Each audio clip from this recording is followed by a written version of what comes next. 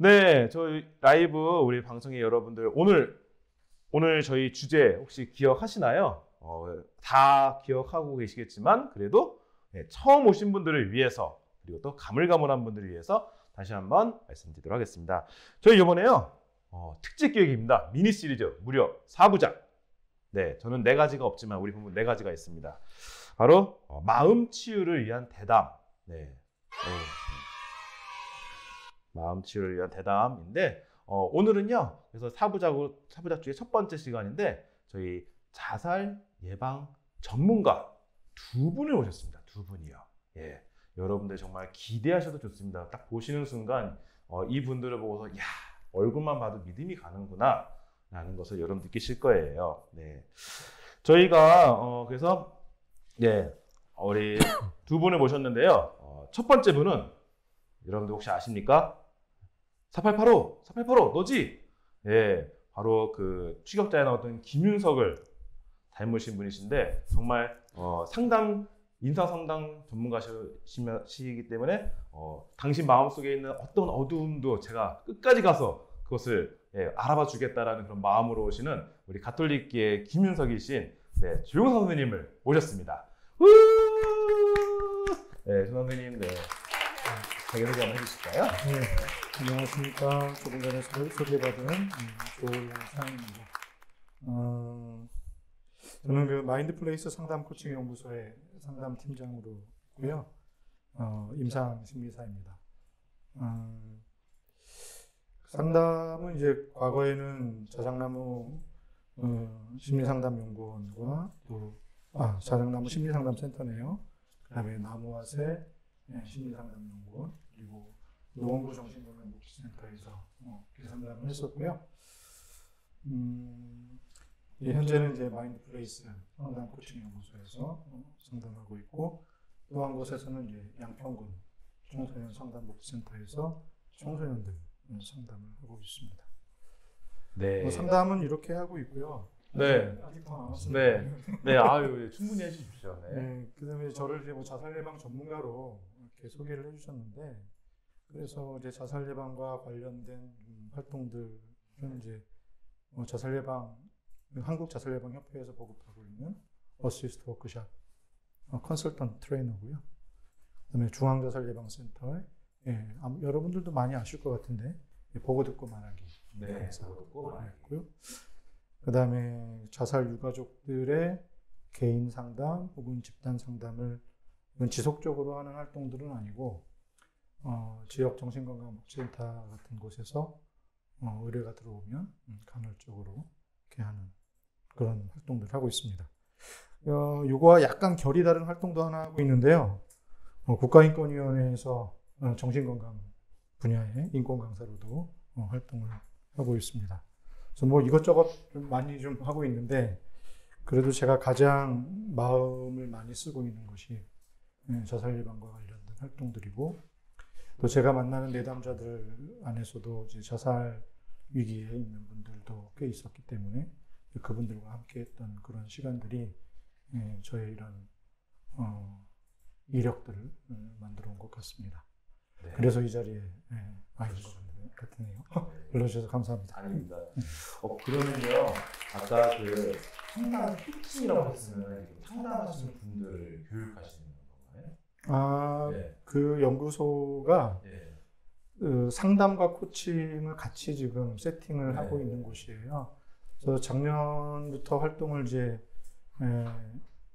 본격적으로 시작을 했었는데 일단은 이제 교육 활동, 그 다음에 이제 코칭이라고 하는 분야에서의 코치들을 양성하는 그런 부분에 좀 더 많이 중점을 뒀었고요. 올해는 지금 코로나 때문에 상담은 아예 안 하고 있습니다. 네. 피해라고 한 분이시네요.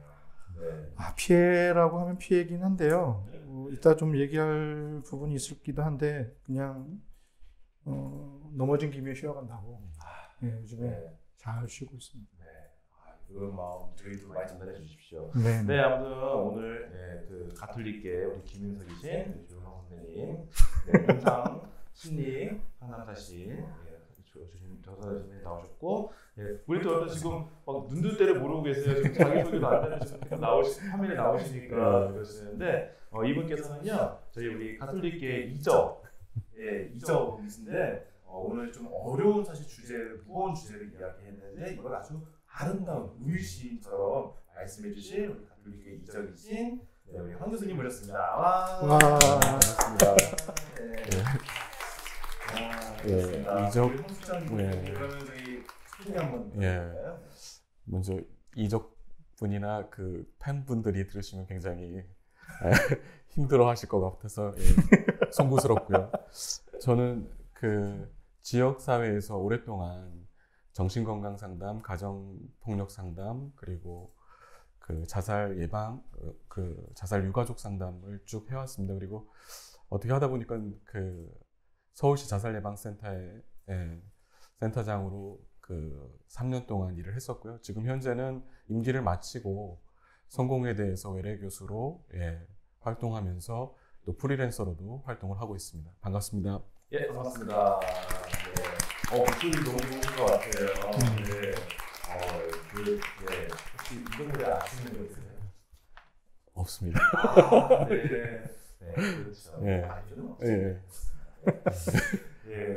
안다고 했으면 시킬까 봐. 역시 제가 빠르셔요. 네.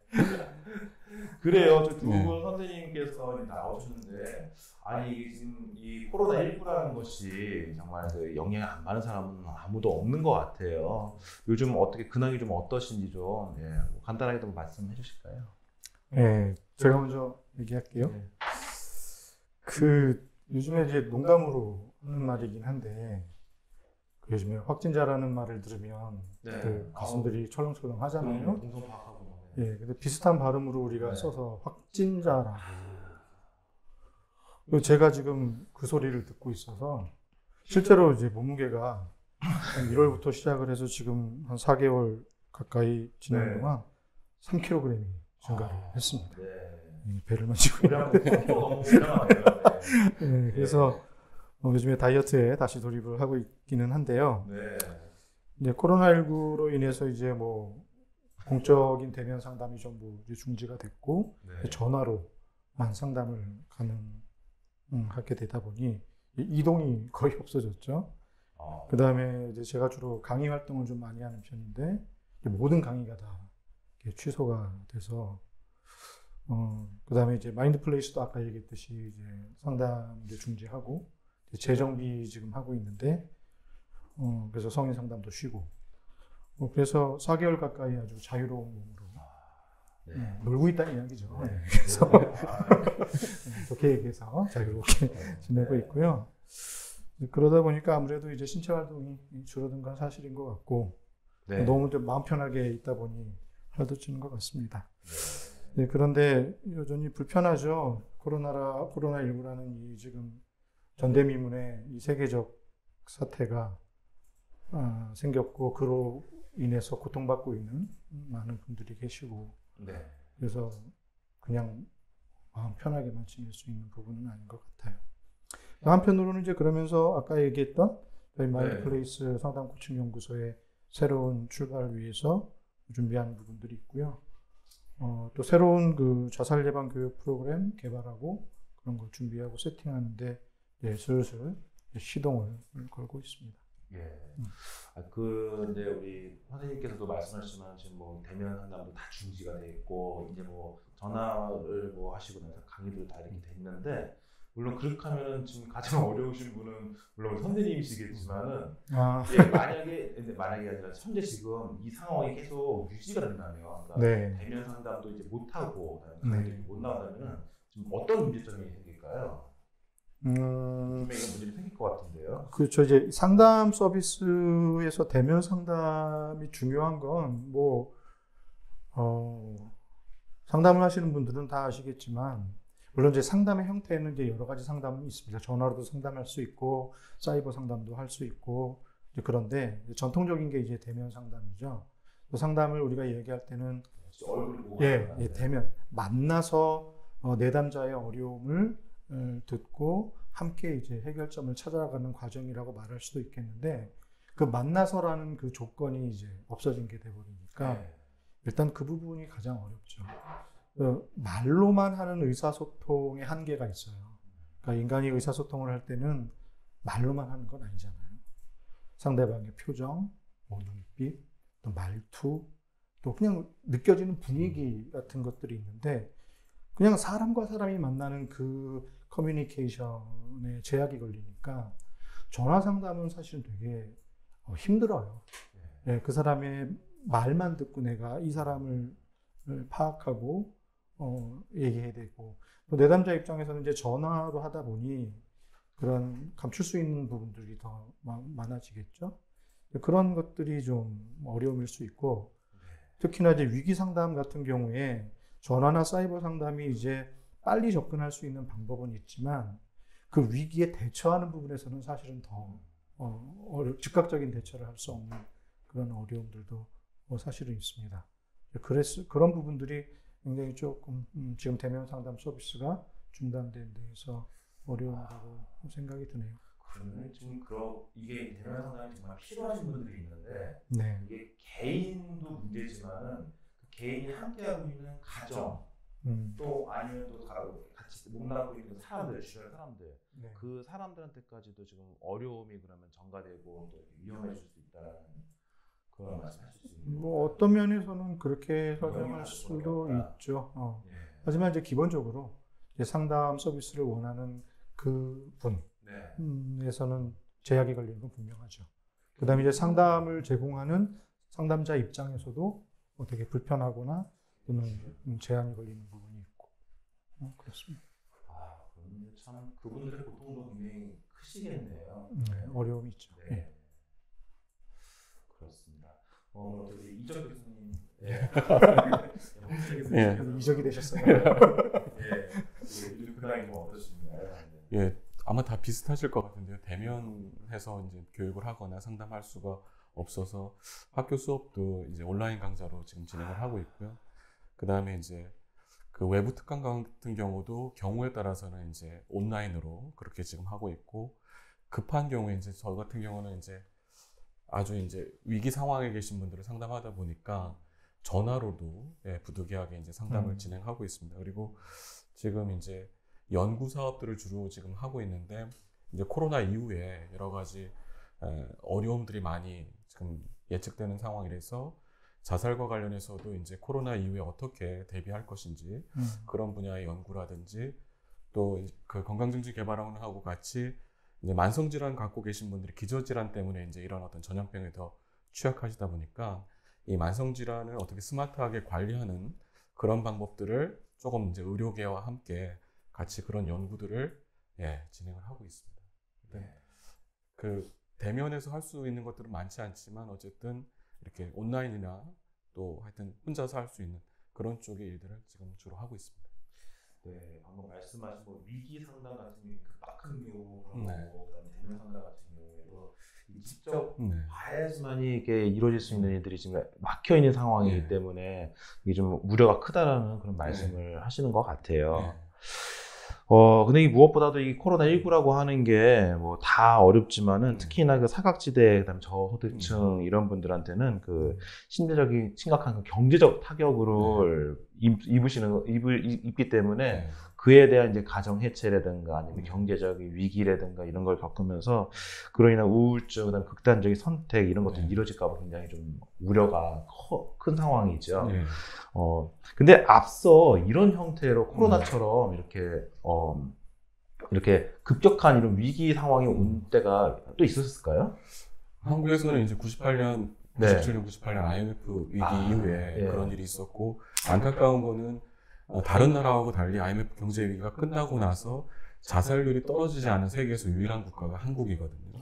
그 상황이 이제 계속해서 이어지고 있는 상황인데 어쨌든 지금 같은 경우는 이제 전염병에 의한 재난이긴 하지만 이게 사회 재난으로 전환될 거라는 우려들이 되게 많거든요. 그래서 이제 경제적으로 취약하신 분들 또 사각지대에 계신 분들이 이런 어떤 같이 어려움을 겪고 있는 상황에서는 모두가 어렵다라고 인식하면서 견딜 수가 있지만 상황이 이제 전환이 돼서 코로나가 끝나고 나서 다른 사람들은 일상으로 복귀하는데 아, 자신은 경제적으로도 사회적으로도 나올 수 없는 상황이 됐을 때 굉장히 위험하지 않을까. 그래서 지금 사회 재난에 대한 어떤 대비, 그 다음에 소외된 사람들, 사각지대에 있는 사람들. 사실은 사각지대는 말 자체로 우리가 조금 고민해 볼 필요가 있는데, 각이 죽었다는 말이거든요. 우리가 볼 수 있는 시각이 죽었다는 말인데, 그런 분들이 지금 굉장히 많으세요. 그래서 그런 분들은 스스로도 도움 요청도 안 하는 그런 경향들이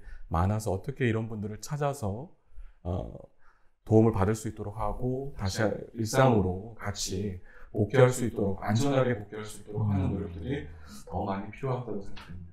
네. 그러니까 교수님께서 과거에 이제 이야기를 좀 물어보셔서 우리 황 교수님께서도 그 IMF 얘기를 하셨는데 98년. 과거에 우리 자살률 증가 추이를 보면 그 출렁임이 이렇게 있었어요. 그 첫 네. 번째가 1997년, 네. 98년 지나면서 있었던 IMF. IMF죠.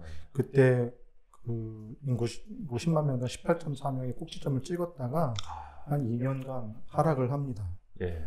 그리고 2000년이 돼서 이제 다시 네. 살짝 올라가는데 이때 뭐가 터지냐면 네. 2002년, 2003년에 카드 대란이라는 게 터져요. 예. 이때 엄청난 신용불량자들이 이제 발생을 했고, 이분들이 이제 카드 돌려막기를 하다가, 결국 이제, 그래서 그때 이제 두 가지 이유가 나왔었죠. 이제 카드 사용자들이 이제 카드라는 걸 이제 처음 접하면서 사용이 이제 미숙함, 그 다음에 도덕적 해이, 이런 것들이 있었고, 또 하나는 카드 정책 자체가 문제가 있었죠. 그러니까 아무한테나 다 카드를 막, 원래 신용카드는 신용이 좋은 사람한테 발급하는 거였는데, 그거 없이 이제 돈벌이 수단으로 금융기관들이 마구마구 발행을 하면서 돌려막기의 수단으로 이제. 그 시기가 또 자영업자에 대한 굉장히 아주 맞습니다. 화제가 되는 시간입니까? 근데 그게 상승성이 굉장히 길게 이어져요. 이게 2005년까지. 자살률. 자살률 증가가 인구 10만 명당 24.7명까지 계속 상승 곡선을 그립니다. 그런데 그때 한번 또 떨어져요. 네. 잠깐이지만 그 다음 해에 조금 떨어졌다가 다시 올라가는 시기가 2007년입니다.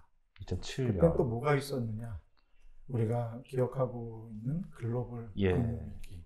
그러니까 미국의 이제 대부 업체들이죠. 서브프라임 모기지론이라고 기억하고 계시는. 그게 이제 시발이 돼서 국제 금융위기가 오면서 은행들이 이제 난리가 났죠. 이제 전문가들이 얘기하는 표현으로 이제 유동성 부족 때문에 유동성 확보를 하기 위해서 이제 현금들을 회수하면서 은행들이 이제 줄도산을 하게 되고, 은행들이 이제 줄도산을 하면 이제 기업들도 이제 무너지고, 결국 그런 분들 실직자들을 양산하게 됐던 거죠. 그래서 굉장히 기울기가 급격하게 증가를 하는 게 2008년에서 2009년. 인구 10만 명당 31명, 그 꼭지점이 2012년까지입니다. 인구 10만 명당 31.7명까지 올라가요.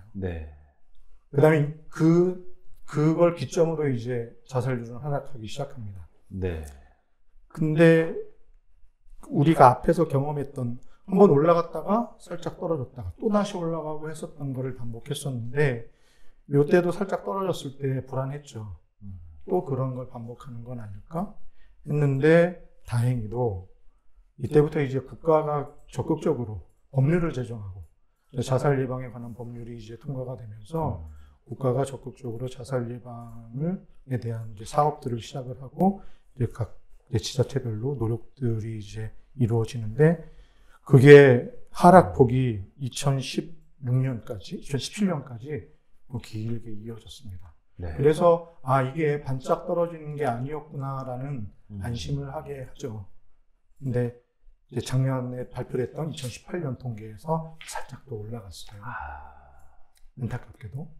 근데 이제 아직 2019년 통계는 우리에게 아직 안 들었죠. 올해 9월이나 돼야 2019년 통계가 이제 들어올 텐데, 이게 상승으로 계속 갈지 또 다시 떨어지게 될지 사실 좀 불안한데, 2020년에 지금 코로나가 터졌단 말이죠. 그래서 만약에 2019년 자살률이 조금 더 올라가거나 제자리였는데 올해 2020년에 코로나19로 혹시라도 이제 자살률이 올라가게 된다면 우리에게 굉장히 불안한 지표가 될 수도 있습니다. 또다시 올라가는 곡선을 타지 않을까? 그러니까 이렇게 얘기하면 마치 자살률이라는 게 경제적인 불황하고 되게 맞물려 있다 라고 생각할 수도 있는데, 물론 경제적인 불황은 자살률의 증가와 상관관계가 있습니다만 그것만 갖고 자살률 증가를 설명할 수는 없습니다.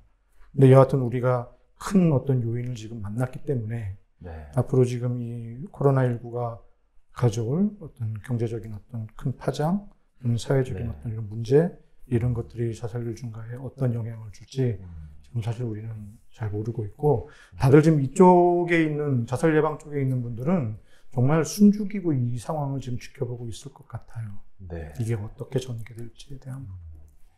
그러니까 말씀하시는 게 꼭 경제적인 위기하고 연관은 지을 수는 없지만은, 하지만 추이를 봤을 때 항상 위기가 있었고 그 이후에 그 곡선은 아주 완만하게 그보다 훨씬 길게 갔다라는 보통 이제 말씀이죠. 우리가 자살을 얘기할 때, 자살이 발생할 때 사실은 한 가지 요인이 아니라 한 사람에게도 여러 가지 요인들이 중첩되어서 복합 상호작용을 하거든요. 그러니까 경제적인 문제로 따진다면 우리나라보다 경제적으로 어려운 나라도 많고 같이 IMF 위기를 겪은 나라들도 많은데, 사실은 경제적인 부분하고 우리 사회 공동체 해체, 가족 유대감의 해체, 그다음에 여러 가지 이제 신체 건강 문제를 해결하기 어려운 부분들, 정신 건강 문제가 제대로 해결하기 어려운 부분들, 그다음에 이제 이웃 간의 어떤 유대관계, 뭐 이런 것들이 다 맞물려 있어요. 그리고 이제 사회적인 어떤 참여가 부족하고 고립되어 있는 어떤 많은 사람들의 문제들, 이런 것들을 다 같이 봐야 되기 때문에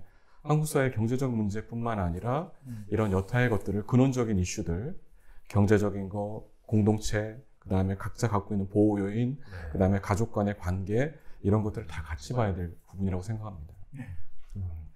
아까 근데 우리 황 교수님께서 말씀하시는 게 굉장히 인상 깊었던 게, 지금은 어려우니까 다 같이 그래 견디자 하는데, 이제 이 상황이 끝났다고 생각했을 때 나머지 사람들은 다 일상으로 복귀를 하는데, 이제 정말 그 취약계층 어려운 사람들 같은 경우 그걸 그냥 바라보고 나는 여전히 어려운데 라고 하면서 이 사람들에 대한 그게 필요하다고 그렇게 좀 이해를 했거든요. 그걸 좀 더 말씀해 주실 수 있을까요? 그 부분은? 그러니까 이게 우리가 까미가 쓴 이방이라는 소설에 보면 주인공이 이제 살인을 하는데 재판정에서 그런 이제 이렇게 판사가 물어보죠. 왜 살인을 했냐고. 그랬더니 그 주인공이 하는 말이 태양이 너무 밝았어요. 이렇게 얘기를 해요. 그러니까는 우리가 이제 왜 그 새롭게 모든 것이 시작되는 봄에 많은 사람들이 자살을 선택하는지, 그 다음에 이렇게 다른 사람들하고 상대적으로 내가 박탈감을 느끼고, 그 다음에 모두가 새롭게 뭔가를 시작하는 시기에 나는 아무것도 못하는 그런 상황들을 더 크게 느끼게 되니까, 밝을수록 어둠을 더 크게 느낄 수밖에 없는 상황들이 있기 때문에 경제적으로 조금 이제 호전되거나, 그 다음에 사회적인 관계로 다시 일상으로 복귀하는 많은 사람들의 모습 속에서 내가 그렇지 못하고 있고 더 고립감을 심하게 느꼈을 때 이런 어떤 충동이나 위험성들은 높아질 수밖에 없다. 그러니까 우리 사회에 같이 힘들 때와 이게 이제 차이가 생기는 상대적 박탈감을 느끼거나 내가 배제되었다고 느끼는 그런 순간들이 되게 위험할 수 있다고 보시는 게 맞을 것 같습니다.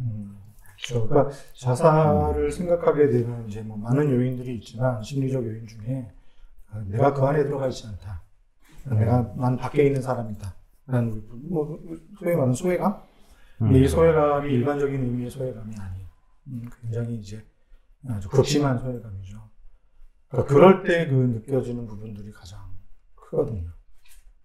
어떤 분들은 그럴 수 있어요. 그러니까 절대적인 기준에서 보면 아니 괜찮잖아 라고 하지만 그 사람 입장에서는 내가 상대적으로 나는 그렇지 않아는 그 사람의 마음인 거죠.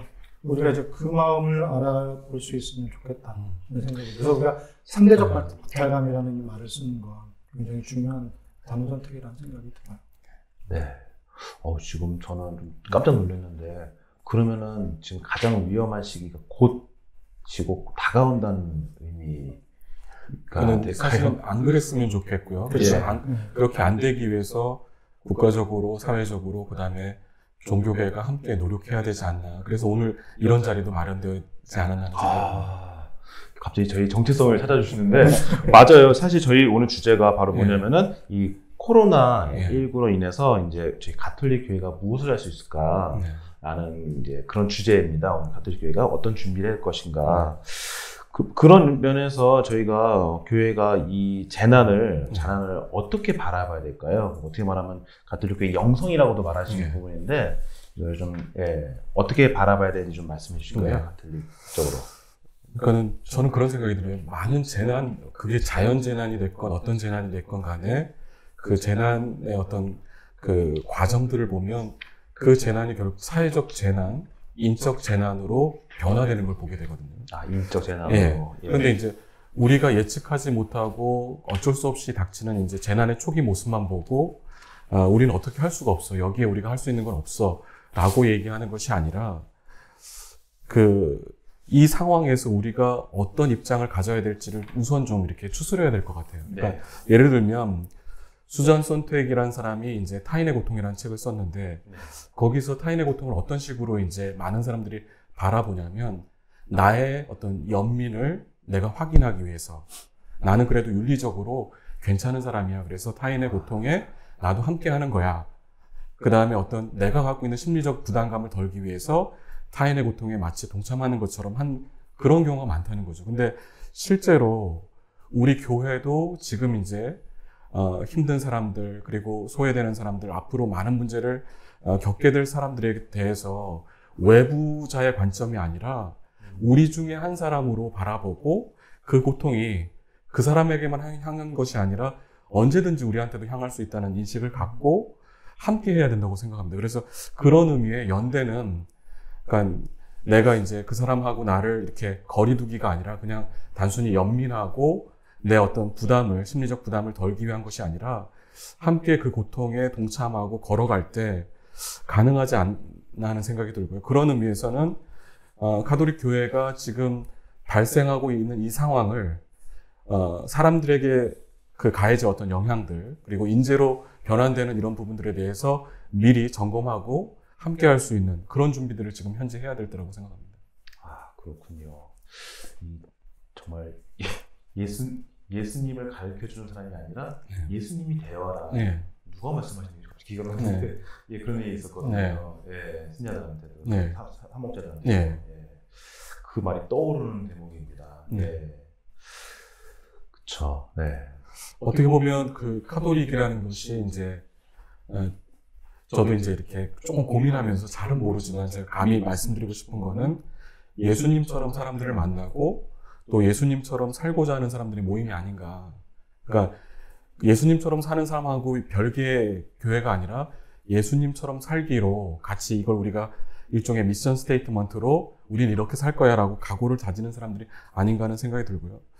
그런 면에서 봤을 때 이웃을 추상적인 개념으로 바라보는 것이 아니라 정말 같이 나누고 함께하고 그 다음에 눈높이를 같이 하는 그런 노력들이 지금 더 절실하게 필요하다고 생각합니다. 그렇죠. 저희가 뭐 지식이나 이런 게 아니라 기술이 아니라 눈에서부터 시각에서부터 바라보는 거기부터 저 사람이 우리가 함께해야 될 사람이다. 그리고 저희가 함께 고통을 하겠다라는 그런 필요하죠. 그렇습니다.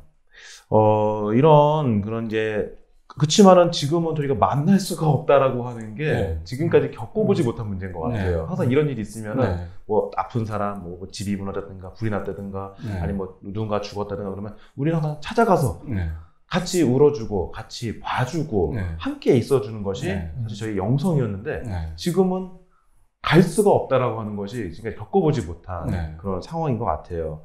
그런 면에서 저희 신자들도 그런 이런 비대면 상황에서 그 신앙의 실천도 바뀔 수밖에 없는 상황이고 또 앞으로도 저희가 해야 될 일들도 이런 걸 대비하다 보면은 좀 변화가 불가피할 수밖에 없는 것 같은데 이 대해서는 좀 어떻게 생각하시나요? 아마 이제 신앙적인 면에서도 많은 변화들이 있을 거라고 보여집니다. 그래서 지금 이제 교회 성당에 이제 못 가는 상황 속에서 하루빨리 성당에 가서 미사도 드리고 또 같은 형제 자매들을 만나서 이렇게 친교를 나누고 이런 것들을 정말 간절히 원했던 분들도 계시지만 관습적으로 이제 성당 활동을 하셨던 분들 중에서는 이게 이제 미사 참여하는 것도 낯설어지고 성당 활동하는 것도 좀 생경하게 느껴지는 분들도 분명히 계실 것 같아요. 그래서 중요한 거는 가톨릭 교회가 이런 분들한테 어떤 메시지를 줄 것인지가 중요할 것 같아요. 그러니까는 지금 그렇게 조금씩 멀어져 가는 사람들, 소원해져 가는 사람들한테 하다못해 전화로라도 어떻게 지내시는지, 또 어떤 어려움이 있으신지, 그 다음에 같이 협력해서 뭔가 풀어야 될 뭐가 있는지 이런 것들을 확인하는 노력들을 그냥 지금 상황에서는 아무도 만날 수 없고 어떻게 할 수 있는 게 없다라는 것이 아니라 우리가 가용할 수 있는 어떤 역량들을 다 동원해서 그분들에게 뭔가 메시지를 전달하는 역할, 그리고 그분들의 필요에 응답하는 역할, 그리고 지금까지 가톨릭 교회가 그냥 자동적으로 신자들이 오는 교회였다라고 하면 그 관성에서 벗어나서 이 사람 지금 그 제도교회에서 멀어져 가는 사람들한테 어떻게 다가갈 것인지, 그리고 그분들이 다시 함께 할 수 있도록 하는 것들을 이렇게 준비하고 메시지를 주는 역할들이 굉장히 중요할 것 같습니다. 그렇습니다. 지금 보시면 이제 댓글을 이렇게 쭉 달아주고 계시는데요. 저희가 아까는 띄워드렸는데 또 띄워드릴게요. 저희 이걸로 말씀하시면은 너무 신원이 다 드러나니까 저기 익명으로 보내시고 싶으신 분들은 저희 대표 번호가 있습니다. 그래서 이게 나오네요. 1656-1056로 보내주시면요. 저희가 나중에 궁금하신 거에 대해서 저희가 보시고 답변을 좀 해드리고 할게요. 그래서 뭐 그냥 원하시면 댓글로 해주셔도 괜찮고요. 또 문자를 보내주셔도 좋습니다. 중간중간에 계속 보내주시면은 저희 우리 PD님께서 보고 좀 계십니다. 그렇죠. 그러니까 네, 참 귀에 들린 단어 중에 하나가 관습적이라는 말이 참 저 자신조차도 좀 돌아보게 만드는 것 같아요. 항상 신자들 앞에서 놔두고 그냥 미사하고 그냥 주일 되면 당연히 그렇게 생각하는 것에 대해서 새롭게 의미도 찾고 그랬었는데 우리가 이번 기회를 통해 가지고서 오히려 더 저희의 공동체를 더 돌아보고 또 생각해보는 그런 시간이 반드시 이제 이걸 하지 않는다고 한다면은 좀 의미가 없어지는 것 같아요. 아까 말씀하신 대로 정말 예수님으로서 살아야 된다.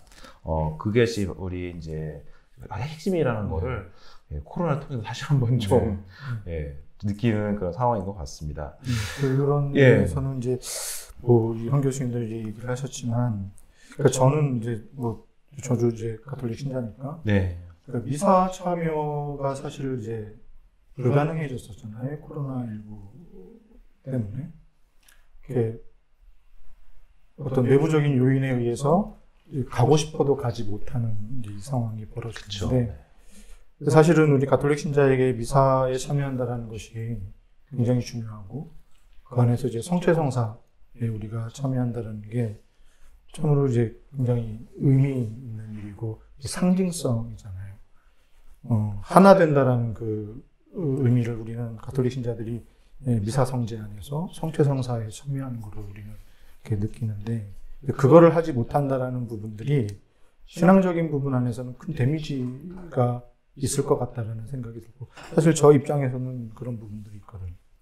모르겠습니다. 고해성사는 어떻게 그동안 이루어졌나요, 신부님? 아니요, 전혀 다 전면. 그렇죠. 그래서 성체성사와 고해성사를 참여할 수 없고, 그다음에 미사 전례라고 하는 공적 예배잖아요. 공적 예배에 함께하지 못한다라는 그런 부분들이 굉장히 안타깝고 힘들었을 것 같아요. 사람마다 다를 수 있지만 어떤 분들은 그렇게 그런 전례에 함께 함으로써 느꼈던 소속감이나 또는 그런 어떤 안정감들이 이 부분으로 이제 깨져나갔는데, 이것들이 이제 다시 이제 시작됐을 때, 오늘부터 미사가 시작됐다고. 오늘부터 공식적으로 재개됐습니다. 굉장히 기쁜 이야기입니다만, 그러니까 신부님 우리 선생님이 얘기하신 것처럼, 그러니까 그 안에 함께하지 못할 사람들이 분명히 있을 수 있다는 거죠. 그러니까 그전에는 그래도 그냥 했었는데, 이제, 꽤나 이제 시간을 두고서 아무것도 못했다가 다시 들어올 때, 정말 오매물만 기다렸던 분들은 그냥 열리자마자 들어오겠지만, 그렇지 못했던 분들은 사실은, 되게 아까 이제 생경 맞다? 네, 그 말씀하셨는데, 예, 그 느낌을 가질 수 있을 것 같아요. 그랬을 때 누구도 손을 내밀지 않고, 또 그렇다면 그분들이 이제 소외감을 분명히 느끼지 않을까 하는 생각이 좀 들고요. 또 그분이 그런 신앙적인 부분만 아니라 정말 경제적으로든 어떤 뭐 여러 가지 이제 사회적인 부분에서도 소외됨이 만약에 복합되어 있다면 네. 훨씬 더 우리는 관심을 기울여야 할 필요가 있지 않을까 싶어요. 제가 아까 견눈질로 어떤 본당 신부님이 카드를 엽서 보내준다고. 엽서 보냈다고 들었는데요. 정말 훌륭한 신부님이십니다. 네. 그게 그 마음이 아마 정말 전달될 거예요. 근데 신부님이 하신 부분은 신부님으로서 하신 거지만 우리 교우들도 서로에게 그런 어떤 것들을 마음을 전달할 수 있는 그것들을 가져가면 좋겠다는 생각이 듭니다. 네. 네. 저희가 지속적으로 나오는 얘기가 어려울 때 가장 힘든 사람은 그리고 취약한 사람들이라는 얘기를 좀 계속 하고 있어요. 근데 사실 제가 생각할 때는 그 어려운 분들이나 아니면 이제 당장 뭐 이게 끝나면 재개되실 분들이나 받은 마음의 상처는 똑같다고 저는 생각을 하거든요. 그래서 두 분이 생각하실 때는 과연 우리가 이 코로나19로 인해 가지고서 과연 파괴된 것은 무엇인가? 왜 이런 질문을 드리냐면은 아까도 말했다시피 저희가 이걸로 인해 가지고서 뭐 집이 무너진 것도 아니고, 뭔가 파괴된 것도 아니고 자연재해처럼 단순히 사람을 이제 만나지 못하게 한다는 그런 이제 통제가 있잖아요. 그 안에서 정말로 일어나는 사실 뭐 우울감, 분노, 무력감 이런 것들이 사실 컸잖아요. 근데 이제 이것이 다른 형태로 이제 나오는 건데 두 분 선생님께서는 그래서 코로나19로 인해서 우리가 정말 잃어버린 게 무엇일까? 우리가 이걸 알아야지 뭘 치료할지를 알 수 있을 것 같거든요. 저는 어떻게 보면 우리 사회가 이제 예측 가능한 사회, 안전한 사회, 이런 그 공고한 틀이 무너질 수 있겠다라는 거를 본 것이 아닌가. 그래서 우리가 이제 이렇게 살면, 이런 식으로 하면 다음 단계 뭐가 있고 뭐가 가능하다라고 했던 것들이 여지없이 무너질 수 있다는 거. 그러니까 그게 사실은 그렇게 견고하지 않다는 거. 불안한데요. 듣기만 해도요, 마음이. 쉽게 균열 가능하다는 것들을 본 것 같아요. 그리고 이런 어떤 재난이나 위험성에 대해서 지금까지는 뭔가 어떤 정형화된 통계나 어떤 매뉴얼, 시스템 이런 것들이 잘 갖춰져 있으면 될 거다라고 생각했는데 이 전염병 재난이라는 것은 그런 것조차도 이제 뛰어넘어 있거든요. 마치 무슨 그 초월자처럼 그런 우리의 시스템을 초월해 있어요. 그래서 많은 사람들이 거기에 대한 어떤 공포, 두려움, 또 확실성이 무너진 상황에 대한 어떤 무기력감 이런 것들이 있을 거라고 생각하고요. 그 다음에 이제 카톨릭 교회가 이런 부분에 있어서 그러니까 어떻게 보면 이런 그 불확실성의 상황 속에서 사람들에게 위로를 주고 그다음에 죽음의 공포에 대해서 뭔가 대안을 마련하고 이런 부분에서 설 자리가 오히려 좁아지는, 협소해지는. 왜냐하면 많은 사람들이 죽음에 대한 공포가 커지다 보니까 의학적인 생명, 의료적인 어떤 건강 여기에 더 집착하게 되는 경향들이 나타나거든요. 그런데 그 틈 사이에 카톨릭 교회가 메시지를 주지 못하게 되면 많은 사람들이 교회가 아니라 사실은 어떤 건강, 오히려 더 웰빙 이런 쪽에 더 천착할 가능성이 크고요. 그런 의미에서 교회가 실제로 이 상황에서 어렵고 힘든 사람들의 이웃이다, 벗이다 이런 것들을 알려주는 노력들. 마치 최근에 제가 봤던 다큐멘터리 영화 중에 내 친구 정의로 신부님 그게 있었는데 그분은 진짜 그냥 함께 하셨던 것 같아요. 그래서 많은 사람들이 그분과 함께 만나서 같이 어울리고 또 그러니까 무조건적으로 서로 수용받고 이야기 나누고 함께 하면서 누군가 함께 하고 있구나. 또 우리가 힘들 때 같이 그렇게 걸어가고 있구나. 이런 느낌들을 계속 주셨거든요. 그래서 정말 예수처럼 그렇게 살고자 하셨고 또 많은 사람들 마음속에 예수처럼 사신 분들은 돌아가셔도 계속 살아남아 있는 것 같아요. 그래서 지금 정의로 신부님이 많은 분들한테 살아있으면서 그분처럼 살려고 하는 그런 어떤 노력들이 자꾸 이제 생겨나거든요. 그래서 교회가 그런 어떤 것들을 다시 코어로 받아들이고 그렇게 이제 낮아지고 함께하고 그 다음에 함께 울어주고 함께 위로하고 격려하는 그런 모습으로 지금 이제 바뀌어야 되지 않을까 하는 생각이 듭니다. 그래서 정형화된 틀이 아니라 이런 정형화된 틀을 넘어선 상황에서 즉각적으로 서로 공동체를 다시 추스리고 위로하고 연대하고 이런 모습으로 바뀌어야 되지 않을까 그런 생각이 듭니다. 네. 그렇습니다. 앞으로 이런 일이 또 반복된다면 정형화된 틀 안에서 함께라는 의미도 그 형태를 좀 달리 생각해보면 그런 고민이 많이 필요할 것 같아요. 그 이제 교수님께서는 이제 좀 그 파괴라는 말 안에서 이제 부정적인 어떤 효과들, 결과들을 이제 우리가 어떻게 대비할까에 대한 부분들을 좀 말씀해 주신 것 같은데요. 근데 사실은 이 파괴라고 하는 것이 항상 이제 안 좋은 의미로만 쓰이는 건 아니지 않습니까? 그래서 저는 이번에 그 코로나19가 정말 우리에게 굉장히 큰 데미지를 줄 것이고, 그 다음에 그걸 통해서 여러 관계가 손상되고, 경제적인 어려움이 뭐 가속화되고, 이제 그렇게는 합니다. 그래서 굉장히 고통을 줄 것이라는 생각이 드는데, 저는 그 코로나가 준 우리 안에 어떤 일상이 파괴되는 부분 안에서 주는 메시지가 있지 않을까라는 생각을 좀 해요. 사실 이제 제가 그저께 봤던 어떤 시사 프로그램에 나왔던 그 사회경제학자 한 분이 하신 이야기가 굉장히 저는 이제 공감이 갔는데, 그분의 이야기를 좀 전하면 그렇습니다. 지금 이제 40년 정도 이제 세계가 엄청난 산업화를 이루어왔죠.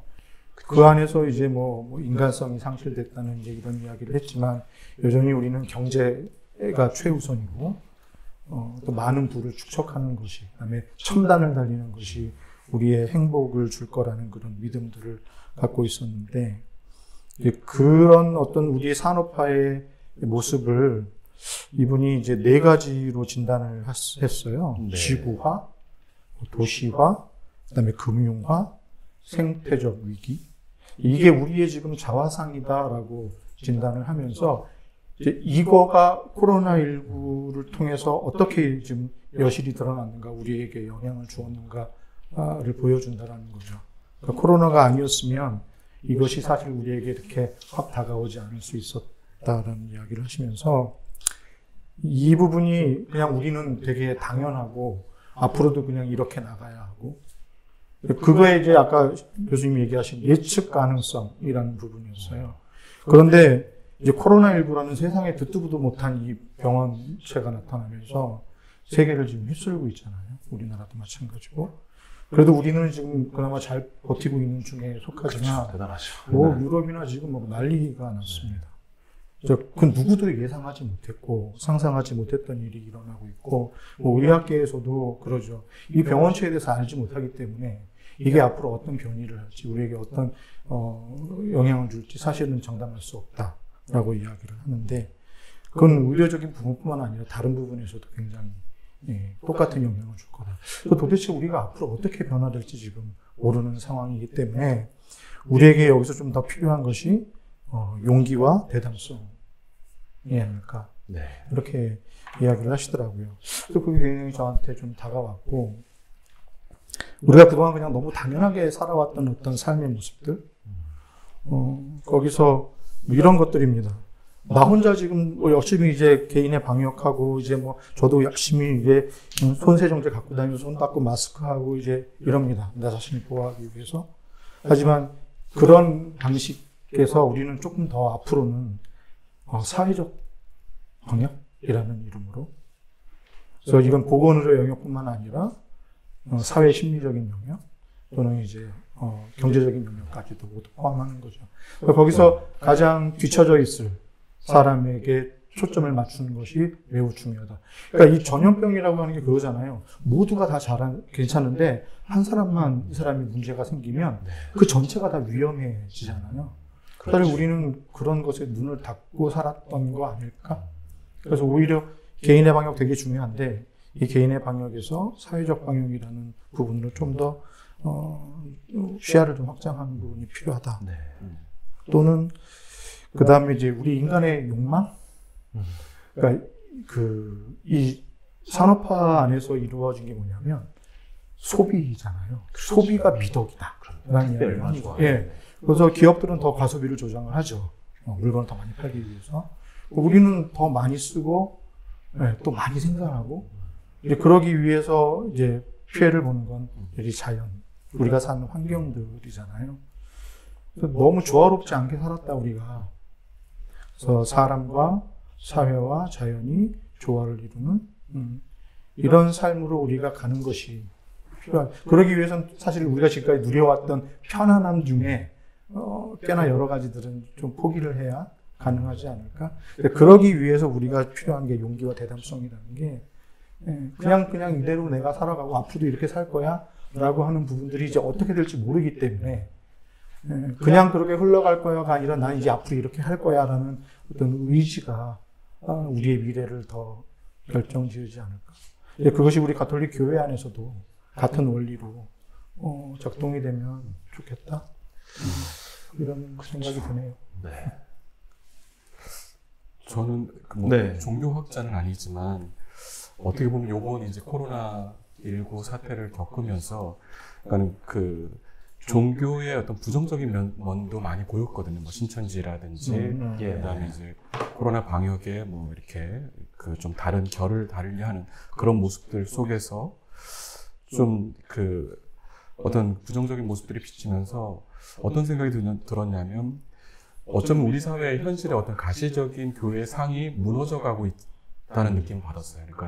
그러니까 향후 50년 정도 기간에 걸쳐서 발생할 문제가 굉장히 이렇게 확 줄여서 압축해서 조기에 발생하고 있다. 그러니까 유럽의 교회처럼 사람들이 저는 뭐 가톨릭 신자예요. 저는 뭐 기독교 신자예요라고 얘기는 하지만 실제 다니지는 않고 있는 문화적으로만 그냥 난 종교 베이스를 갖고 있다라고 하는 그런 분위기로 갈 수 있는 조짐이 좀 보이거든요.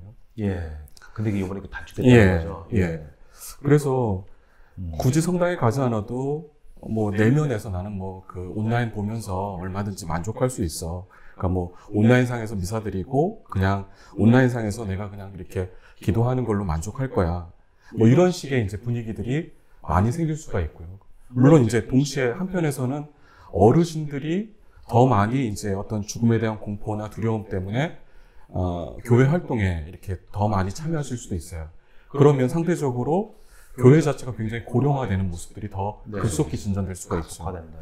그렇다면 이렇게 이제 이 상황들을 거치면서 어떻게 청소년이나 젊은 사람들에게 또 여러 가지 생업의 위기라든지 지금 하루하루 이제 먹고 사는 문제 때문에 너무나 힘들어진 중년의 어떤 사람들 이런 분들한테 어떻게 다가갈 것이냐.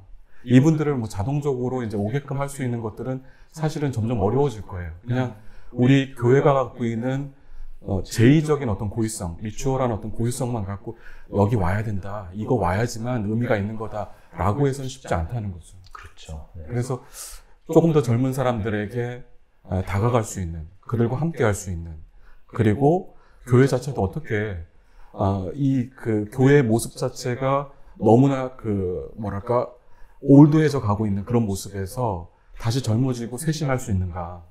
그러니까 어떻게 보면 저는 그런 생각이 들어요. 그러니까 한국 교회가 제2차 바티칸 공의의 정신을 한 번도 제대로 실현한 적이 없는데 그 핵심을 저는 현대화, 아조르나멘토라고 하는 현대화, 그 다음에 쇄신하는 거, 그 두 가지 측면에서 쇄신이라는 거 원래의 모습으로 돌아가는 거죠. 예수님처럼 그 두 가지 모습을 바티칸 공의의 정신이라고 생각하는데 그거를 제대로 실현하는 기회로 삼지 않으면 아까 말씀드린 대로 가시적인 교회로서의 상이 무너지고 그 교회의 어떤 고령화, 그 다음에 문화적인 어떤 신앙으로 전락할 수가 있다라는 생각이 듭니다.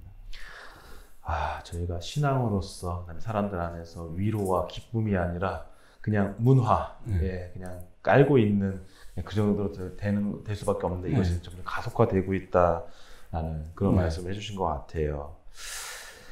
맞습니다.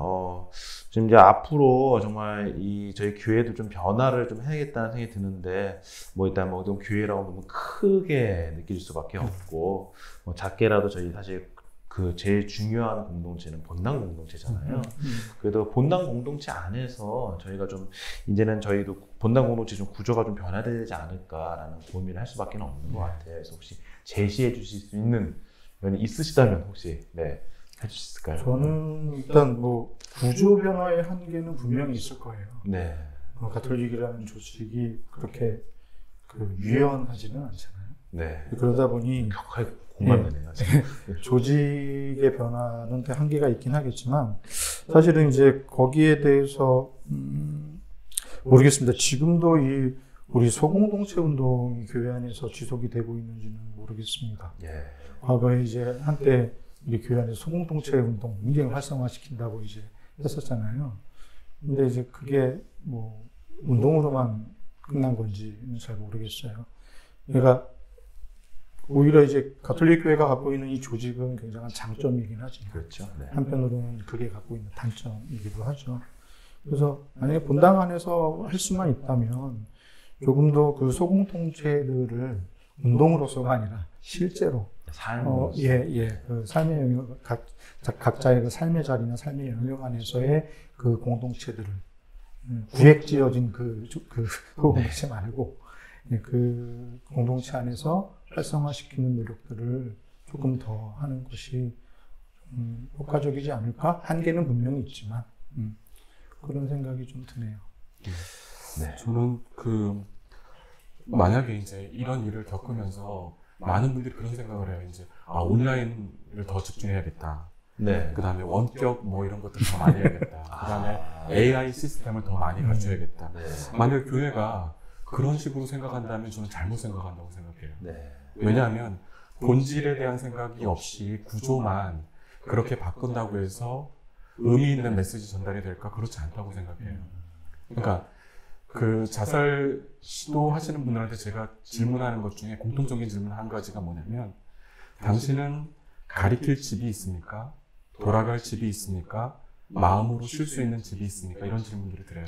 가르칠 수 있는 집, 집, 돌아갈 수 있는 집, 마음으로 쉴 수 있는 집. 다르네요. 네. 다. 네. 그런 집이 있을 때 사실은 죽음이라고 하는 극단적 선택까지 가기 어렵거든요. 가정이 해체되었거나 가정에 들어가서도 서로 감정적으로 적대적인 어떤 상황들, 그 다음에 여러 가지 경제적, 사회적으로 힘들어서 마음 편히 쉴 수 없는 그런 집의 상황들, 이런 것들이 사람들을 더 팍팍하고 어둡고 둔탁하게 만들거든요. 그렇다면 교회가 아까도 계속 말씀드렸지만 정말 가난해져야 돼요. 그래서 가난한 사람들이 와서 편히 쉴 수 있는 가난한 집이 돼야 돼요.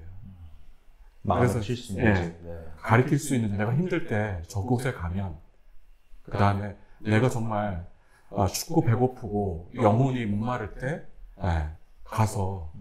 돌아가서 마음 편히 쉴 수 있는 집, 그런 역할로 본질적으로 변화되지 않으면 아무리 기가 막힌 AI 도구를 갖고 있고 온라인상에 삐까번쩍한 뭔가를 한다 하더라도 사실은 사람들이 발길을 돌려서 성당으로, 교회로 향하기 어렵다는 거죠.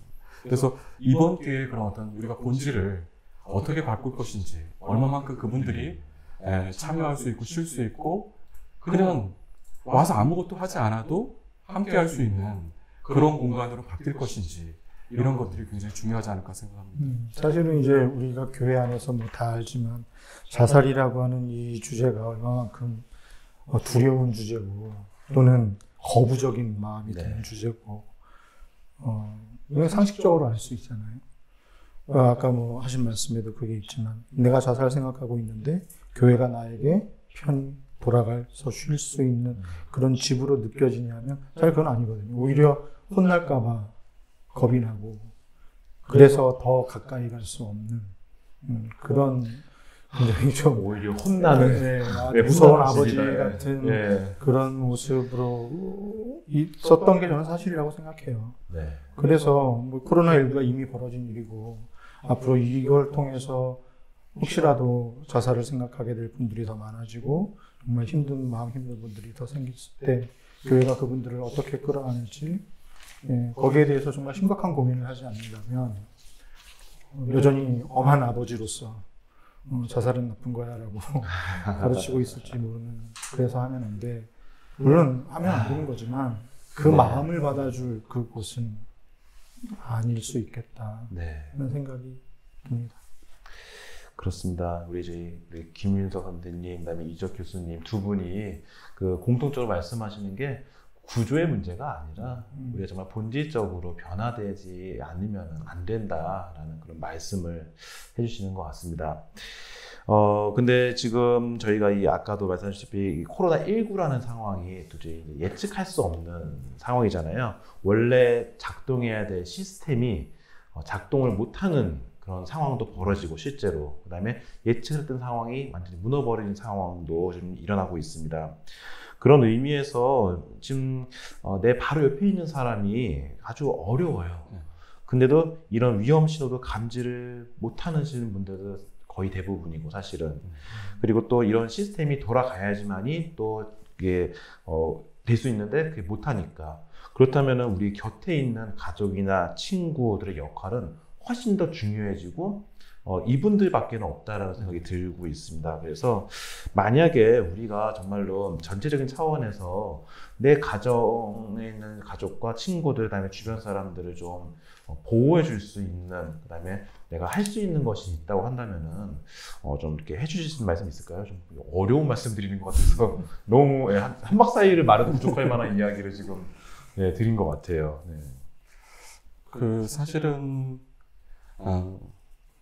누군가가 옆에 있다는 게 굉장히 중요하죠. 그러니까는 우리가 혼자서는 살 수 없지만 혼자서는 죽을 수 있다 이런 얘기가 있거든요. 네. 그래서 누군가가 옆에 있다는 게 굉장히 중요해요. 근데 제가 한번 잘 생각해 보니까 자살로 극단적인 선택을 해서 자살하시는 분하고 지금 우리 이렇게 살아있는 사람들의 차이는 딱 한 가지인 것 같아요. 그러니까는 우리도 살면서 굉장히 삶의 역경이 있을 때, 힘들 때, 뭔가 좌절할 일이 있을 때 죽음을 생각해 보셨죠. 다 누구나 다. 근데 우리가 죽지 않았던 거는 누군가 있었다는 거예요. 그러니까는 비빌 언덕이 있느냐 없느냐의 차이. 누군가가 내 얘기를 그래도 들어주고 도움을 주려는 사람이 있었느냐 없었느냐의 차이인 것 같아요. 근데 자살 이렇게 선택을 하시는 분들은 안타깝게도 이게 이제 주변에 누군가가 도와줄 사람들이 많지 않아요. 유일한 그 비빌 언덕이 가족인 경우가 있는데 가족마저도 이게 여러 가지 문제 때문에 해체되거나 관계가 안 좋게 되면 누구한테도 얘기를 못 하는 거죠. 그렇다고 공적 시스템이나 사회에 도움을 요청하는 거 사실은 쉽지 않아요. 그게 여러 가지로 우리가 힘든 상황에 있을수록 우리가 자존심이 시퍼렇게 살아나기 때문에 누군가한테 도움 요청하기 힘들어요. 그러니까 도움 요청을 할 수 있다는 거는 내가 어느 정도 마음의 평정심이 있고 그래도 여백이 있을 때 도움 요청도 가능하지 정말 몰린 사람들은 지금 머리끝까지 한계까지 와 있기 때문에 그게 쉽지가 않아요. 그래서 지금 그런 고립되신 분들, 누구와 뭔가 이렇게 관계를 차단하고 있는 분들, 그 다음에 여러 가지 경제적인 어려움이나 다양한 신체 질병이나 정신건강 문제로 어려움에 처하신 분들을 우리가 그분들의 진짜 가족은 아니지만 준 가족, 그리고 이웃, 형제 이렇게 다가가려는 노력들을 해야지만 그분들이 우리가 정말 인내심을 갖고 꾸준히 그분들하고 계속 그 신뢰감을 줄 수 있는 모습들을 보였을 때 그분들이 우리한테 이야기하기 시작하고 또 도움 요청도 하실 수 있거든요. 그래서 그런 노력들이 더 많이 가족, 우리 이제 교회 공동체가 그렇게 해야 되지 않을까 하는 생각이 듭니다. 가신부님께서 질문하신 부분들에서 사실 저는 가족이라는 말이 더 이렇게 다가왔는데요.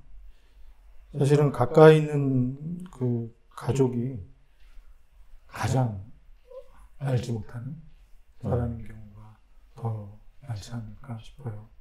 뭐 제가 만났던 자살 유가족들이나 혹은 자살을 생각하는 사람들, 오늘 제가 교육을 하면서 이제 설문조사했었던 부분 안에서 내가 정말 자살 생각이 드는데 우리 가족한테 말하고 싶다고 대답한 사람들 별로 없어요. 그러니까 그게 가족이 뭘 잘못해서가 아니라 이게 여러 가지죠. 미안하기도 하고 죄책감도 들고 괜히 그 사람한테 폐를 끼치는 것 같아서도 말 못하고 어쩌면 이제 또 사실은 말해봤자 소용이 없다라는 어떤 그런 생각을 신뢰가 없어서 그럴 수도 있고 그래서 저는 그런 생각이 들어요. 혹시 우리 가족들이 어려움에 있을 때 정말 더 우리가 그 관심을 갖고 그 사람의 마음을 좀 들여다보려고 하는 그런 노력들을 했는가를 본인한테 물어보는 거. 네. 뭐 속담으로 등잔빛이 어둡다는 말이 있는데 그게 그냥 진짜인 것 같아요. 네. 사실은 뭐 저 개인적인 경험으로 봐도 제 주변에 있는 가까이 있는 사람일수록 오히려 저의 관심이 덜 가고 있다는 걸 시시때때로 그냥 느끼거든요. 네. 그냥 괜찮겠지, 잘 있겠지, 아닐 거야 라는 이런 마음들은 오히려 그 상대방으로 하여금 여전히 그럴 거야. 우리 관계는 그런 관계야. 라고 그냥 규정 짓게 하고 그걸 아주 그냥 고착시키는 그렇게 되지 않을까 하는 생각이 들어서 용기를 좀 내주세요. 네. 되게 쑥스럽고 그럴 건데 그래도 용기를 좀 내서 가장 가까운 사람들한테. 예. 안부를 묻는 거, 네. 괜찮냐고 물어보는 거, 요즘 기분은 어떠냐고 물어보는 거, 오늘 어떤 일을 겪었는지에 대해서 물어보는 거, 이런 것들이 그냥 되게 일상적인 건데도 사실 가족끼리는 잘 안 해요. 그렇죠. 친구들끼리는 잘 모르고 네. 동료들끼리는 해도 가족끼리는 잘 안 하는 경우들이 꽤나 많습니다. 사실 안타까운 건 제가 청소년들 상담하면 자살 생각하고 있는 아이들이 꽤나 많은데 자살 생각에 대해서 부모들의 어떤 그런 태도들이나 네. 반응들이 너무 안타깝고 가슴 아플 만큼 차가워요. 어떤 아이는 자살 생각한다고 얘기했는데 네. 혼났다는 거예요. 그럴 거면 공부해. 그런 건가요? 그런 거죠. 네. 쓸데없는 생각하지 말고. 그 말을 들었을 때 그 아이는 그래서 적어도 자기가 그 말을 했을 때 어떤 메시지를 던진 건데 사실 그렇게 받아들여지지 못한 부분인 거죠. 그랬을 때 사실 가장 안타깝고 힘들 사람은 가족들인데 오히려 그런 것들 때문에 더 죄책감을 나중에 갖게 될 수도 있고 힘들게 될 수도 있죠. 좀 그렇습니다. 그래서 그런 부분들이 조금만 더 용기를 내서 내 주변을 먼저 좀 잘 챙기는 게 필요하지 않을까. 용기가 더 필요하다. 이 말이네요. 가까운 사람들도 용기가 필요하다는 말이 참 네. 아이러니하긴 하지만은 좀 저희가 놓치고 있는 부분이네요. 예. 네. 네, 저희 오늘 마음 치유를 위한 대담 첫 번째 시간이었습니다. 오늘 주제는 코로나19 재난과 재난 이후에 가톨릭 교회는 어떤 준비를 해야 되는가라는 그런 메시지였어요.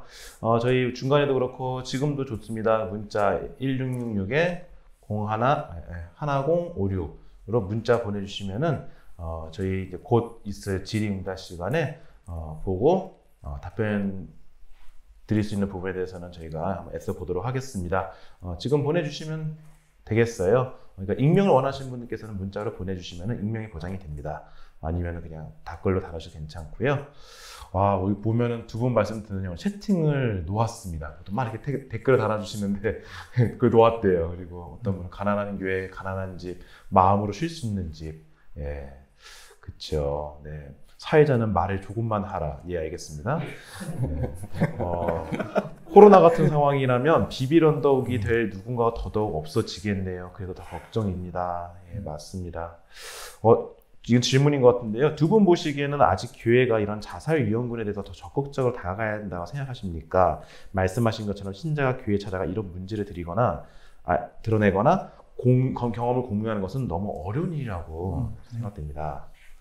네. 그러니까 우선은 그 교회 자체가 들을 준비를 하고 있어야겠죠. 그러니까 들을 준비를 하고 있지 않은 상태에서 저 이런 게 힘듭니다. 이런 어려움 때문에 왔습니다라고 했을 때 그 부분을 너무 쉽게 평가하거나 그 다음에 어떤 종교적인 기준이나 윤리적인 기준으로 이렇게 재단해버리면 오히려 더 큰 상처를 받겠죠. 그분들은. 그래서 실제로 신앙인들 가운데 종교기관에서 상담을 청했다가 상처받은 분들을 많이 봤어요. 안타깝지는. 이게 사실이기 때문에 제가 말씀드립니다.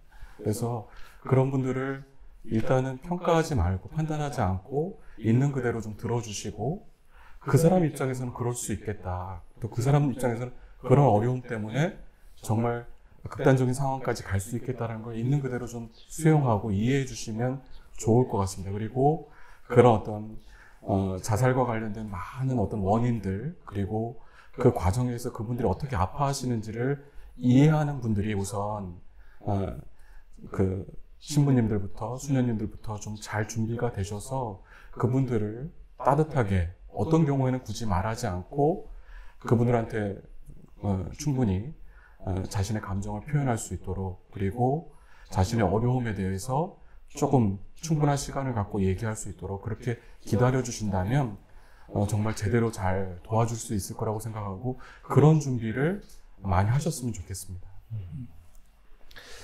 그렇군요. 자존감이 낮은 아이를 둔 지인분이 계시는데 그분께서는 아이가 자살 위험에 고위험 있어 보인다고 상담을 다니신다고 합니다. 제가 보기에는 그분이 아이보다 감정 기복이 있어 보이는데 차마 말을 못했다. 그러니까 아이가 치료를 다니고 있는데 네. 이분이 보실 때는 아이보다 엄마가 더 감정 기복 크다. 예, 말을 그런 못했다는 경우가 되게 많습니다. 좀 네. 성격 상담하다 보면 너무 안타까운 게 아이가 문제가 있다고 해서 이제 상담 의뢰를 왔어요. 근데 가만히 이제 아이 상담을 하다 보면 이 부모님 문제가 아이 문제보다 더 심각한 경우가 네, 많습니다. 꽤나. 그래서 사실은 아이들은 부모님 영향을 받을 수밖에 없고요.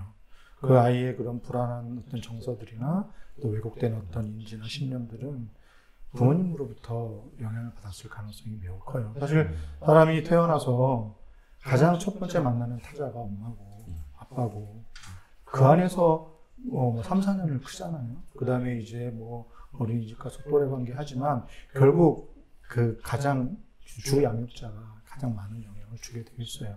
근데 엄마가 불안하면 아이들도 불안할 수밖에 없고, 엄마가 우울하고 아이들도 우울하고, 부모 관계가 안 좋으면 그럼 고스란히 아이들에게 안 좋은 영향으로 갈 거예요. 그래서 아이를 상담하러 왔는데 부모 상담을 먼저 해서 부모님을 먼저 치료를 하거나 하는 경우들이 꽤나 자주 있어서, 이제 그런 경우에 그냥 보통 우리 옆에 있는 이웃 친구가 그걸 만약에 이렇게 지금 알아채셨잖아요. 그럼 쉽게 얘기하기 쉽지 않죠. 그럼 손절인다 바로 요즘에. 그래서 당신부터 먼저 좀 해야겠다 그러면 아마 굉장히 기분 나빠하실 거예요. 그럴 때는 이제 주변에 우리 청소년 상담 목센터나 아동 목센터들이 찾으셔서 아이를 상담 의뢰를 하면 반드시 부모 상담을 합니다. 그리고 부모님 문제를 발견하면 이걸 이제 어떻게 다룰지 그 안에서 사례 회의를 해서 부모님 문제는 부모님 문제로 따로 다룰 수 있고, 또 연계해서 다룰 수도 있고, 그런 것들을 이제 조정을 하게 될 거예요. 그래서 좀 도움을 요청하시는 게 좋을 거라는 생각이 드네요. 예. 조금 추가하면 이제 아이가 이제 문제가 있을 때 엄마도 지금 말씀하신 대로 어려움이 있을 수가 있고요. 또 가족 전체의 역동 자체가 굉장히 역기능적인 역동 때문에 한 명씩 돌아가면서 막 힘든 경우도 있어요. 그래서 이거는 이제 아마 지금 상담하시는 상담자분이 아이의 이제 상황들을 보면서 자연스럽게 이제 아이만의 어떤 문제로 해결되기 어렵다라고 하면 아마 이게 범위를 넓혀서 가족들을 상담하시려고 할 것 같아요. 그래서 그럴 때 어머님이 적극적으로 참여하셔서 내가 변하는 것이 아이가 회복되는데 굉장히 도움이 될 수 있다, 이렇게 하시면 되게 좋을 것 같아요. 그래서 주변에서는 당신이 상담받을 게 필요해 이렇게가 아니라 아이가 변화되는데, 아이가 회복되는데 엄마나 가족들이 도움을 줬으면 참 좋을 것 같아요. 그래서 상담자가 이렇게 초대하는데 이렇게 잘 이렇게 따라가서 하면 좋겠다라고 말씀해 주시면 좋을 것 같습니다. 근데 여기 좀 보니까 아이가 자살 위험에 고위험을 보인다고 하였으니, 이제 엄마는 엄마대로, 하지만 아이는 아이의 이 위험성을 위험에서부터 보호할 수 있는 조치들이 빨리 먼저 좀 취해져야 될 부분들이 좀 있습니다. 그래서 아이는 아이대로 위기 대응의 어떤 부분들이 들어가야 될 것 같아요. 네, 또 다른 질문인데요. 이게 살고 싶지 않다고 말을 하는 사람들에게 힘내 이렇게 말하는 것처럼 무책임한 말은 없는 것 같습니다. 네. 그렇다고 함부로 이야기할 수도 없고 만약 누군가가 나한테 찾아와서 정말 이런 이야기를 고민 털어놓는다면은 초기 대처를 어떻게 해야 될지 작은 팁을 바랍니다라고 이렇게 쓰셨네요. 제가 이제 서울시 자살예방센터에 있을 때 동영상을 하나 만든 게 있었거든요. 예. 동영상 내용은 뭐냐면 힘든 사람이 있을 때, 지금 어떤 자살 위험성을 보이는 사람이 있을 때 그 자살과 관련된 얘기를 하는 거는 도움이 되긴 하는데 처음에 그렇게 시작하기 어렵죠. 그리고 그걸 처음에는 거부할 수도 있고, 그래서 우리가 이제 거기서 동영상을 만들면서 고안했던 게 뭐냐면 같이 어디 좀 걷자, 같이 뭐 맛있는 간식을 먹자, 같이 커피 한잔 할래? 하면서 네. 좀 기다려주는 거예요. 같이. 그리고 걸으면서 그 사람이 자기 얘기를 할 때까지 좀 기다려주시면 무언가 사람 자기 안에 있는 게 밖으로 나올 수밖에 없기 때문에 얘기를 하게 되면 그 사람이 하고 싶은 얘기를 끊지 마시고 잘 더 하실 수 있도록, 마치 우리가 판소리 할 때 주창자가 있고 고수가 있는 것처럼 그냥 옆에서 고수 역할만, 그랬구나, 그래, 조금 더 구체적으로 한번 얘기해봐, 그래서 어땠는데, 뭐가 많이 힘들었어, 그렇게 얘기할 수 있도록만 도와주시면 마음속의 얘기들을 조금씩 하실 거예요. 그래서 그렇게 함께 길을 걷고 무언가를 먹고 차를 한 잔 마시고 이렇게 가이드만 해주시고 장을 마련해 주시면 그분들이 조금씩 얘기할 수 있는, 만약에 그 옆에 계신 분을 신뢰하기만 한다면 분명히 말씀하실 거예요. 네. 그리고 혹시 뭐 같이 걷자, 같이 뭐 먹자, 예. 뭐 이렇게 하셨는데 혹시 하면 안 되는 것 중에 있을까요, 그런 건요? 그러니까 예를 들면 그 앞길이 구말리 같은데, 예. 앞날이 창창한데 젊은 사람한테 예. 이런 식의 얘기는 굉장히 위험해요. 왜냐하면 예. 죽음을 생각하는 사람들은 과거, 현재, 미래가 다 이렇게 경계가 없어요. 그러니까 과거의 어려움이 계속 지금 누적돼 있어서 과거의 어려움도 현재로 느끼고 있고요. 그 다음에 시간이 지나도 10년, 20년, 30년이 지나도 나는 이 고통에서 벗어나지 못할 거라고 생각하기 때문에 그 미래의 고통을 미리 차단하는 방법으로 죽음을 선택하는 그런 경향이 있어요. 근데 이분들한테 당신의 앞날이 굿날리 같으니까, 앞길이 창창하니까 살아야 돼라고 하는 얘기는 앞으로도 주구장창 고통 속에 살아라라는 얘기로 들릴 수가 있어요. 네. 그래서 그런 이야기는 좀 조심하셔야 되고, 또 종교적인 얘기도 성서에 보면 이런 말씀이 있는데 이렇게 해야지, 뭐 욥을, 그래서 욥의 고통 알지 뭐 하면서 이런 얘기들은 정말 그분을 힘들게 만들 수가 있기 때문에 그런 거 다 내려놓고 그분이 자기 힘듦을 가감없이 표현할 수 있도록 해주시는 게 제일 좋습니다. 네. 여기 댓글 보시면 지금 애생님이라는 분이 말씀하셨는데 네. 저 한 어느 정도는 대답을 해주신 것 같아요. 네. 그래서 방금 말씀하신 모습이 네. 그러니까 지금 자살하는 것이 마음의 병 때문에 그런 건지, 아니면 내가 이걸 자살을 함으로써 이제 해결할 수 있어라는 것인지 궁금하셨던 것 같은데 네. 지금 어느 정도 대답해 주신 것 같은데 거기서 더 우리 조 선생님께서 말씀해 주실 수 있으실까요? 네. 우리가 마음의 병이라고 말하는 거가 되게 불명확해요. 네. 마음의 병이라는 게, 네. 글쎄요, 이제 뭐 우울증이라는, 보통 우리가 자살을 얘기할 때 우울증을 많이 이야기하는데, 사실 우울증이라는 것도 되게 광범위합니다. 근데 분명히 그 우울감을 가진 증상을 우리가 부르는 말인데, 그 우울감은 분명히 자살에 영향을 주겠죠.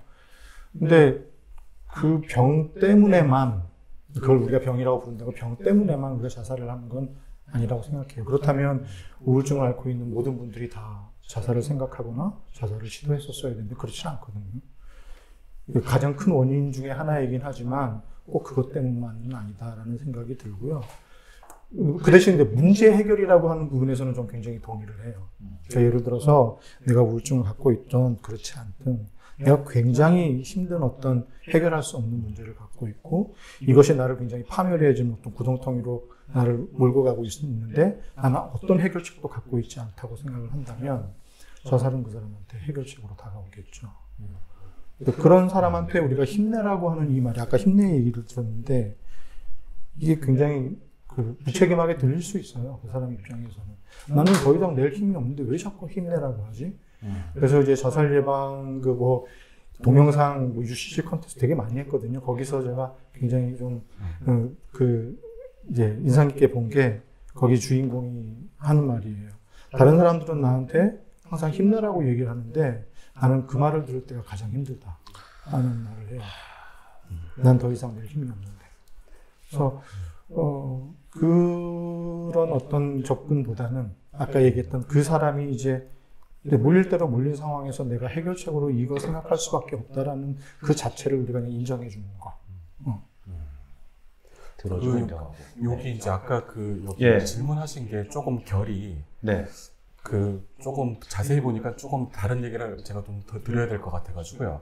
무슨 얘기냐면 다른 이의 자살이 또 다른 자살을 불러오는 것에 대한 궁금함이 있으신 것 같아요. 그래서 이거는 만약에 가까운 누군가가 자살로 사망하셨을 때 그게 엄청난 상실감을 받게 됩니다. 근데 그 상실감을 받게 되면서 동시에 또 그 죽음에 내가 어떤 영향을 미쳤다, 죄책감이나 자책감을 갖게 되는 경우가 되게 많아요. 그러면 상실감에 의해서 그 누군가를 잃었다는 상실에 더해서 자기 자신을 자기 비하하고 자기 혐오할 수 있어요. 그러면 나중에 어떻게 되냐면 자기를 잃어버리게 될 수도 있어요. 그럼 자기 상실이 되죠.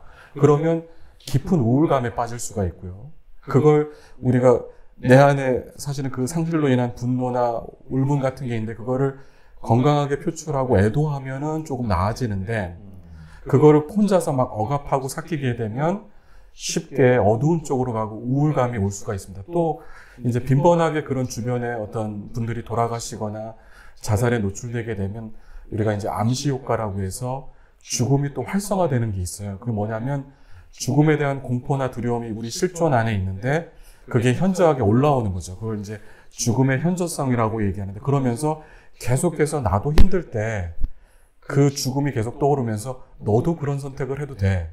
너도 이럴 때는 이게 해답이야. 이런 식으로 작동할 수가 있거든요. 그래서 어떤 상실이나 이런 부분들을 잘 애도하고 관리하지 않으면 우울증으로 발전할 수도 있고 자살 위험성이 커지기도 하고 그 다음에 이런 어떤 죽음을 자꾸 해결책으로 생각하는 쪽으로 갈 수도 있다. 이런 말씀 드리고 싶습니다. 네, 그 지금 말씀하신 거, 우리 항상 연상을 하니까 네. 애도라는 말씀하신 거에서 저 굉장히 좀 어떤 떠오르는 생각은 우리가 애도한다라는 거, 우리나라에서 애도에 대해서 허용적이지 않아요. 그러니까 충분히 내 정말 사랑하는 누군가가 죽었을 때 그걸 애도하는 것을 별로 그렇게 허용하지 않고 본인 스스로도 예. 그거를 참아내려고 하죠. 버텨내려고 해요. 근데 그걸 받아주는 데가 없어요. 네. 그래서 괜찮은 척, 의연한 척 해야 그게 뭐 점잖고. 하지만, 그 사람의 의지로 억누를 수도 있지만, 무의식적으로도 억누릴 수 있거든요. 근데 그것들이 터져 나오고, 그것들이 관리될 때, 잘 관리되면서 터져 나올 때, 그 애도가 잘 갈 수 있고, 충분한 애도를 할 때, 우리는 자기 자신을 찾을 수 있어요. 그래서, 자살 유가족들 같은 경우는 그건 더 심하지만 꼭 자살 유가족이 아니라 하더라도 갑작스러운 사고나 병으로 이제 사랑하는 사람을 잃거나 어떤 대상을 잃었을 때 그 상실감은 충분한 애도를 통해서만 치유할 수 있다. 먼저 첫 번째 단계다 하는 부분입니다. 그 애도 과정들을 하면 그런 부분들이 정말 너무 약한 것 같아요, 우리. 네. 진짜 공감이 되지 않으면은 해줄 수 없는 문제인 것 같아요. 그러니까 사실은 이제 이게 애도가 중요한 게 뭐냐면 우리가 이제 내가 갖고 있는 슬픔을 혼자 갖고 있게 되면 계속 여기서 이게 그 슬픔이 나를 파괴하는 쪽으로 작동을 하거든요. 근데 이제 애도라는 거는 이거를 외부로 표출해서 다른 사람한테 나의 슬픔이 있다는 거를 공적으로 끄집어내는 거거든요. 근데 그 과정에서 그게 되게 힘든 얘기고 아픈 얘기인데 특히나 같은 아픔을 갖고 있는 사람들이 같이 있다면 그분들 앞에서 꺼내놓고 공감을 받고 지지를 받으면 실제 우리 정신 면역력이 살아나요. 아픈 얘기를 하고 힘든 얘기를 하는데. 그런데 그 얘기를 나는 이 얘기 할 수 없어. 나 혼자 삭힐 거야 라고 하게 되면 내 안에서 정신 면역력이 점점 떨어져서 우리가 복합 비애라고 하는 거는 정신적으로도 문제가 생기고 신체적으로도 문제가 생기는 단계거든요.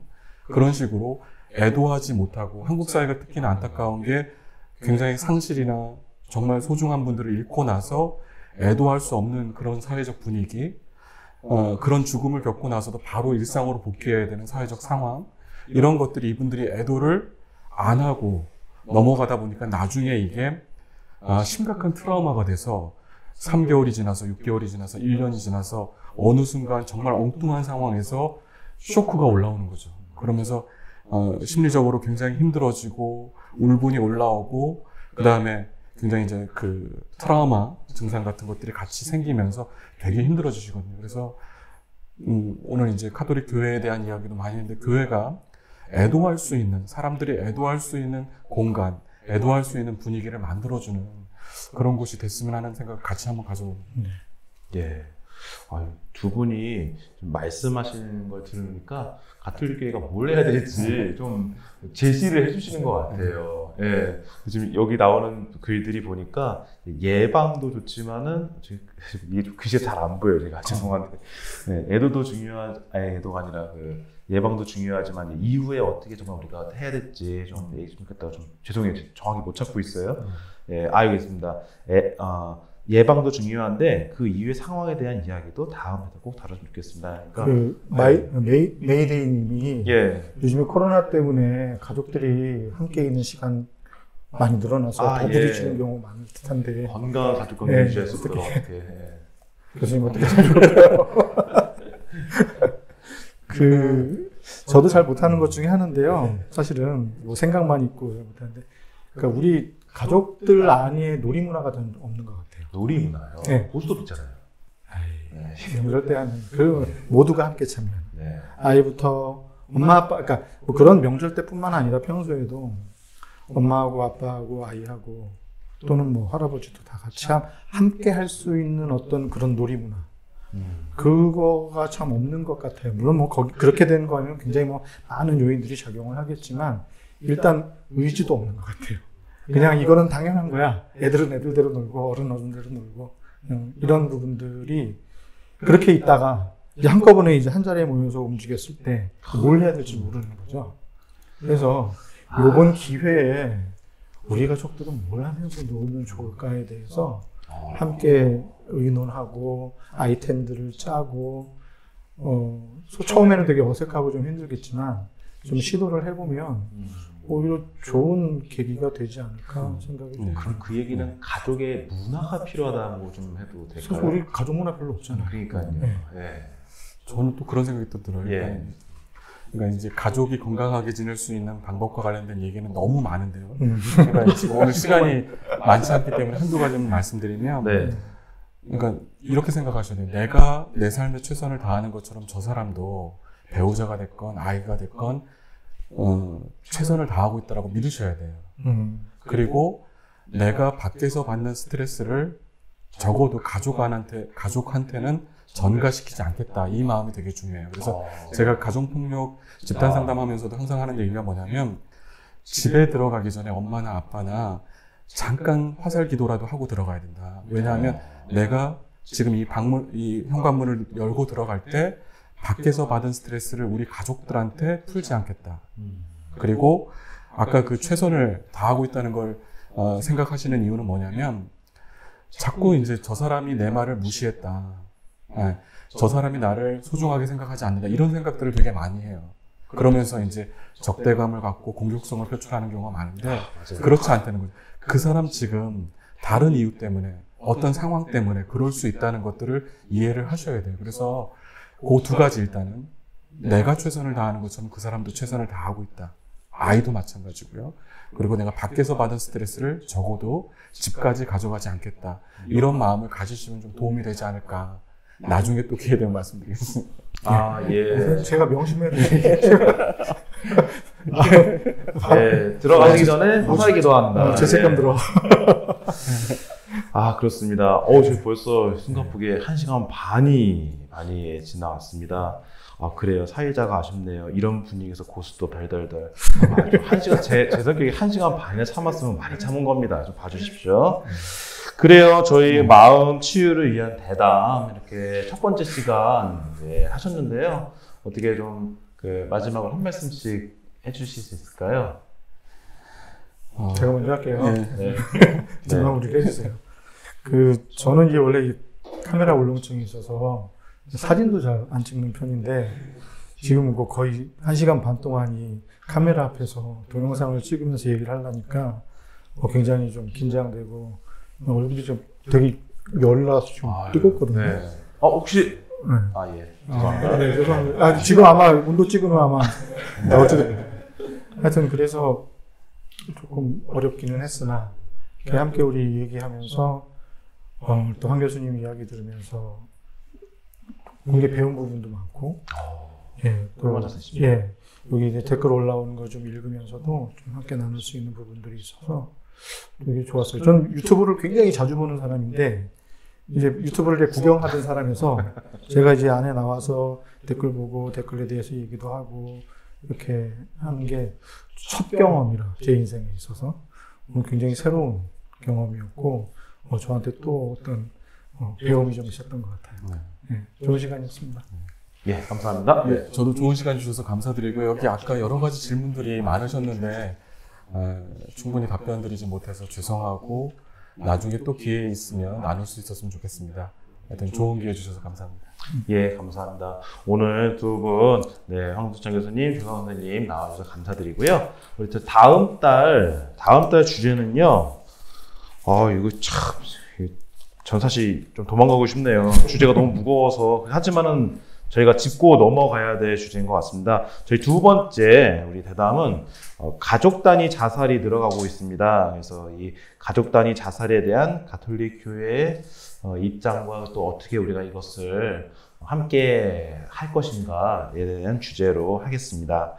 네, 하여튼 오늘 여기까지 저희 가톨릭계 이적이신 우리 황수찬 교수님과 그다음에 우리 가톨릭계 김윤석이신 조윤아 선생님 두 분 오늘 감사드립니다. 고맙습니다. 감사합니다.